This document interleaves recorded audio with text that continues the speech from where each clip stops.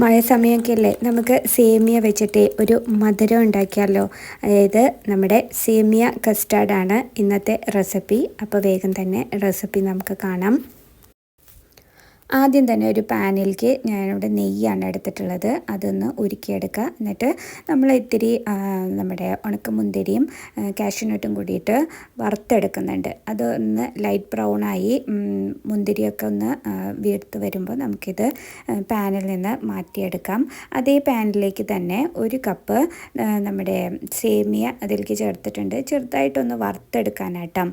അപ്പോൾ ഇത് വറുത്തെടുക്കുമ്പോൾ പെട്ടെന്ന് വെന്ത് കിട്ടും. അതുകൊണ്ടാണ് ആദ്യമേ വറുത്തെടുക്കുന്നത്. അപ്പോൾ ഇതൊരു ലൈറ്റ് ബ്രൗൺ കളർ ആകുമ്പോൾ നമുക്കത് മാറ്റാം. ഇനി ഞാനിവിടെ 4 കപ്പ് പാല് തിളപ്പിക്കാൻ വെച്ചിട്ടുണ്ട്. അതിലേക്ക് 1/2 കപ്പ് പഞ്ചസാര ചേർത്ത് കൊടുത്തിട്ടുണ്ട്. അപ്പോൾ അതൊന്ന് മിക്സ് ചെയ്ത് കൊടുക്കണം, അല്ലെങ്കിൽ അത് പഞ്ചസാര അടിയിൽ കിടന്നിട്ട് കട്ട പിടിച്ചിട്ട് ചിലപ്പോൾ അത് കരിഞ്ഞു പോകാൻ സാധ്യതയുണ്ട്. അപ്പോൾ ഇതൊന്ന് തിളച്ച് വരണം കേട്ടോ.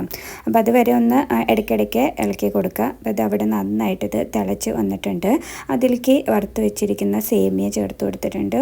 ഒരു 8 മുതൽ 10 മിനിറ്റ് വരെ വേവിച്ചാൽ മതിയാവും. 10 മിനിറ്റ് വേവിച്ചാൽ സേമിയ പെട്ടെന്ന് തന്നെ വെന്ത് കിട്ടുന്നതാണ്.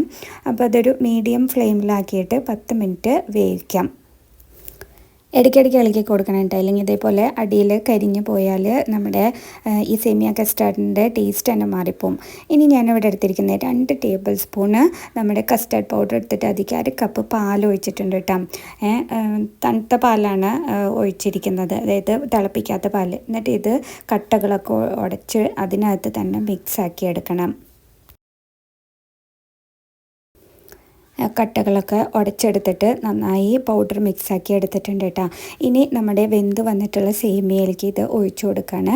ഇത് ഒഴിച്ചു കൊടുത്ത് കഴിഞ്ഞതിന് ശേഷം വെറും 2 മിനിറ്റ് നമ്മൾ തിളപ്പിച്ചാൽ മതി. 2 മിനിറ്റ് തിളപ്പിക്കുമ്പോഴേക്കും നിങ്ങൾക്ക് ഇത് കട്ടിയാവുന്നതായിട്ട് കാണാം. അപ്പോൾ ഇതെന്താണെന്ന് വെച്ചാൽ 2 മിനിറ്റ് തിളപ്പിക്കാൻ പറയുന്നത് വെച്ചാൽ എന്നിട്ട് നമ്മൾ മാറ്റി വെക്കണം, ഇല്ലെങ്കിൽ അത് വല്ലാണ്ട് കട്ടിയായിട്ട് പോകട്ടോ. ഇനി നിങ്ങൾക്ക് നമ്മൾ ഫ്രിഡ്ജിൽ വെച്ചിട്ടാണ് കഴിക്കണമെന്ന് വെച്ചാൽ അത്രയും കട്ടി ഉണ്ടാവുന്നത് കുഴപ്പമില്ല. ചൂടോട് കൂടെ കഴിക്കാനാണെങ്കിൽ നിങ്ങൾ ഇത് 2 മിനിറ്റ് തിളപ്പിച്ചതിന് ശേഷം വേറൊരു പാത്രത്തേക്ക് മാറ്റി വയ്ക്കുന്നതായിരിക്കും നല്ലത്. അപ്പോൾ ഇതാ നിങ്ങൾക്ക് കാണാം, ഇത് കട്ടിയായിട്ട് വന്നിട്ടുണ്ട്. അപ്പോൾ ഞാൻ തീ ഓഫ് ചെയ്യാണ്. തീ ഓഫ് ചെയ്യുന്നതിന് മുമ്പ് ഞാൻ ഇതിലേക്ക് നമ്മൾ വറുത്ത് മാറ്റി വെച്ചിരിക്കുന്ന കാഷ്യൂ നട്ട്സും റൈസൻസും ചേർത്ത് കൊടുത്തിട്ടുണ്ട്. അത് നന്നായിട്ടൊന്ന് മിക്സ് ആക്കി വെക്കാം. ഇത്രയേ ഉള്ളൂ, ഈസി പരിപാടിയാണ്.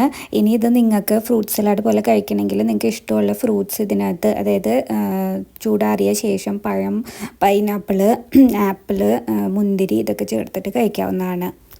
അപ്പോൾ ട്രൈ ചെയ്ത് നോക്കിയിട്ട് കമൻറ്റ് ചെയ്യണേ.